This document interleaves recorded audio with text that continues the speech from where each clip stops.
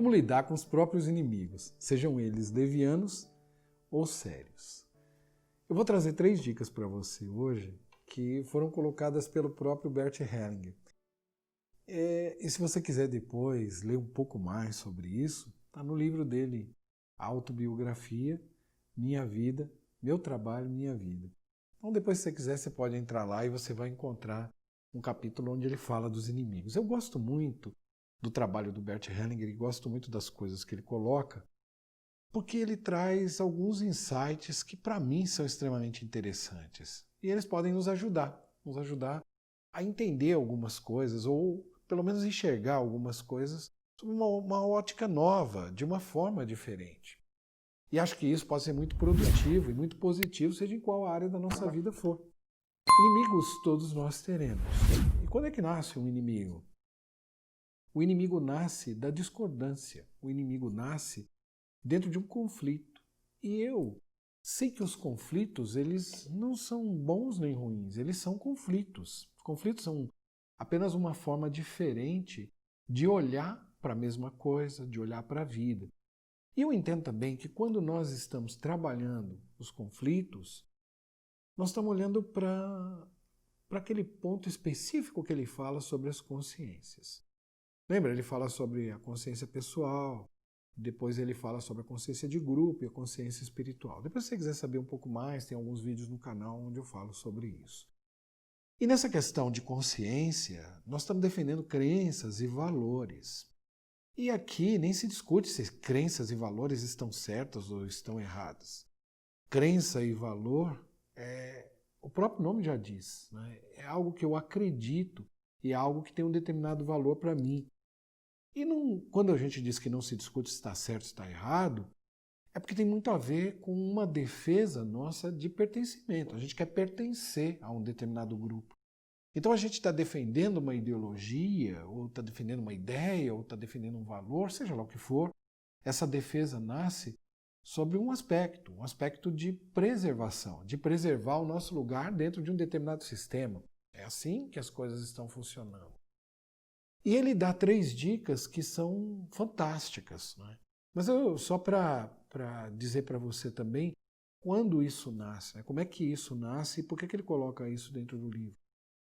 Ele foi a pessoa que levou as constelações sistêmicas familiares a um outro nível. Ele conseguiu levar as constelações para um nível jamais imaginado, ou seja, uma abordagem que já existia, né? Quando ele toma contato com ela, já existia, só que depois ele foi adaptando e as pessoas foram reconhecendo aquilo como constelações sistêmicas e familiares, segundo Bert Hellinger.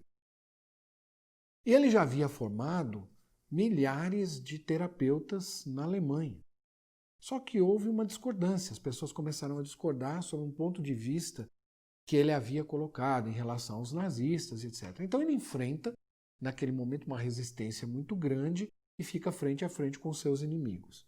E aí é quando ele traz essas 3 dicas que eu quero te colocar e que eu vou colocar aqui para você agora. A primeira delas, olha que legal, né? Eu acho muito interessante isso. A primeira delas, ele diz o seguinte: seja qual for a intenção deles, a primeira dica que ele traz é respeitá-los. E por que a gente deve respeitar? Bom, respeito, eu tenho uma definição para respeito que me ajuda muito e ajuda muito outras pessoas. Respeito, para mim, no fundo, é algo como dar o devido valor ou dar a devida atenção a. Dar o devido valor a, dar a devida atenção a. Então é necessário que se dê o devido valor a essa pessoa, devida atenção, porque a gente não sabe a quem eles estão servindo, não é? E, portanto, é nesse sentido que ele fala de respeitar tanto o seu discurso, quanto sua crítica e quanto a sua ação. Porque eles estão servindo a algo maior, né? E eles servem ao todo. E aqui que eu acho que tem algo interessante. Então ele diz o seguinte, bom, primeiro, que é muito, muito importante isso, né? Não dá para desdenhar de alguém que é o seu inimigo, porque você nunca sabe, evidentemente, o que ele tem nas mãos, a quem ele está servindo. Então já vale muito a pena prestar atenção nisso que ele colocou. Mas ele ainda, dentro desse mesmo parágrafo, dentro dessa mesma dica que ele está dando aí agora, ele fala que a sua resistência, ela eleva, na verdade, o outro, né? Então, o nosso inimigo acaba nos elevando. Em que sentido? Porque ele faz com que a gente busque uma diferenciação. Ele vai fazer com que a gente estude, vai fazer com que a gente se esforce, vai fazer com que a gente trabalhe muito no sentido de fortalecer as coisas que a gente acredita, no sentido de manter a nossa própria integridade, no sentido de sermos quem nós somos e defendermos assim também as nossas crenças e os nossos valores. Porque afinal de contas, a gente também está servindo a algo maior, a gente está servindo ao todo, da mesma maneira. Então, tanto um elemento quanto o outro, eles estão, de certa forma, servindo a um sistema maior. E esse sistema maior, o que ele busca, no final das contas? Um equilíbrio, é isso que ele busca. No final das contas, esse metasistema está buscando um equilíbrio. Depois, se você quiser, você entra aí, procura nos vídeos também. Tem um momento que eu falo de sistema, definição de sistema, e eu falo de sistema, subsistema e metasistema, e aí você vai entender um pouquinho melhor como tudo isso funciona. Mas o que eu quero te dizer é o seguinte, nós somos um sistema por natureza e fazemos parte de um sistema, né? Ou seja, somos subsistema de um sistema, que é a nossa própria família. Mas ainda assim nós estamos envolvidos dentro de sistemas muito mais amplos. E inclusive dentro desse metasistema, que é um sistema gigantesco, que tem uma força enorme, que controla tudo e controla todos. E que sabe efetivamente quais são os elementos que ele deve criar, quais são as condições que ele deve criar para promover equilíbrio. Então, de uma certa maneira, nós estamos trabalhando nesse sentido. Então, o inimigo vai te fortalecer no sentido de que você vai estudar cada vez mais, você vai trabalhar cada vez mais.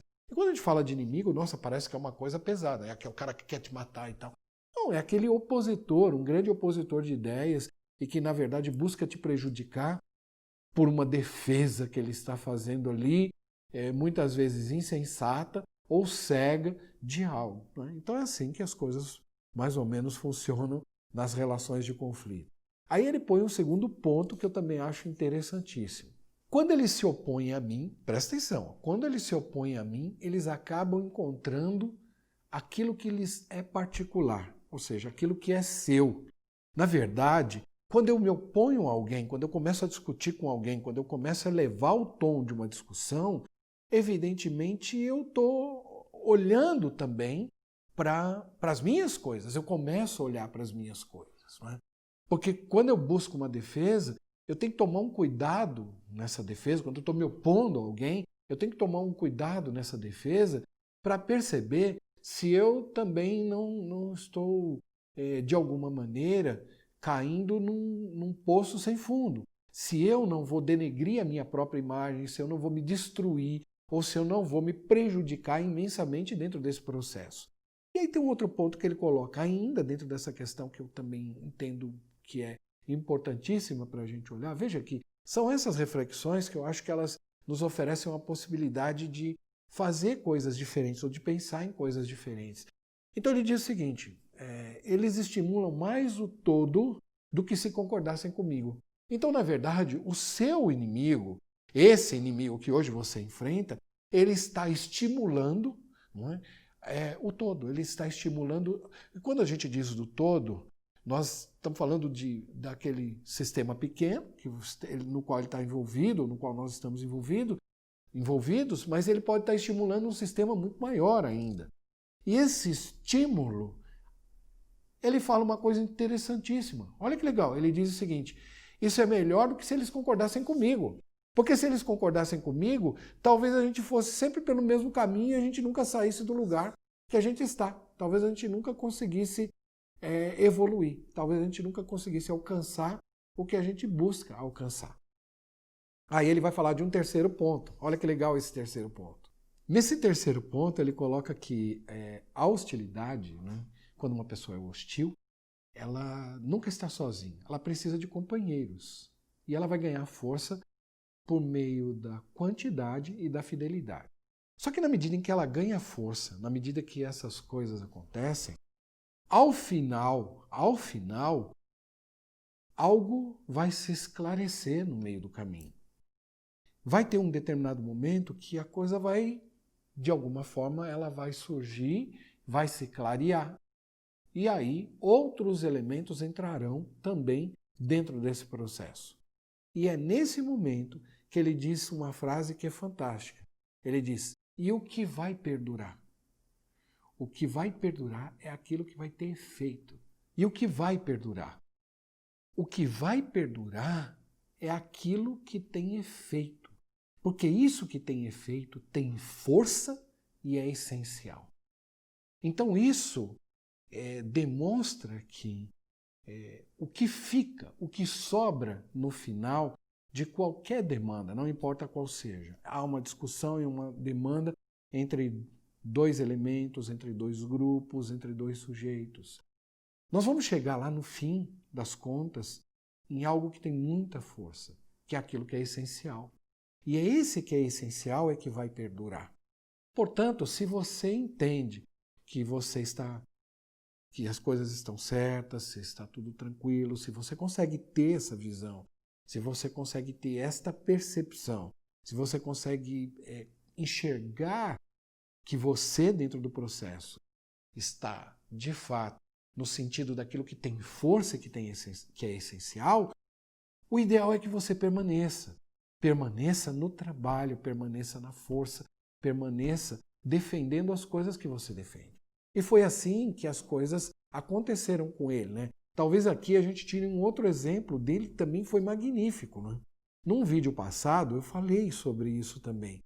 Eu dizia o seguinte, que teve lá um sujeito, um prefeito de uma cidade, que até disse para ele, olha, é melhor você tomar cuidado, né? Porque do jeito que as coisas andam, daqui a pouco nem pão você consegue comprar. Porque você está sendo tão execrado e tão massacrado que talvez nem pão você consiga comprar. Mas ele persistiu e insistiu com as constelações. E não apenas persistiu e insistiu com as constelações. Ele teve a coragem e a capacidade de transformá-las ao longo do caminho, de adaptá-las ao longo do caminho.